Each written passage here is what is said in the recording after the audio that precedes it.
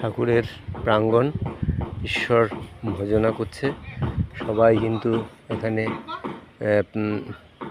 ঘুরতে আসে, মনের শান্তি মেলে।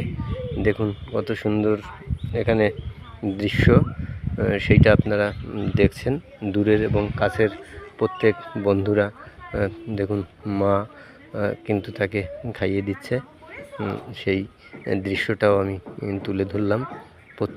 দেখুন মা তাকে কিন্তু খাওয়ানোর চেষ্টা করছে। প্রত্যেকে আপনারা দেখছেন সেই সুন্দর দৃশ্য। এই দেখুন দেখছেন খুব সুন্দর এখানে ঠাকুরের সেই দৃশ্য। ওই দেখুন, ওই যে মা কিন্তু প্রত্যেককে রইল আমার আন্তরিক শুভেচ্ছা এবং অভিনন্দন।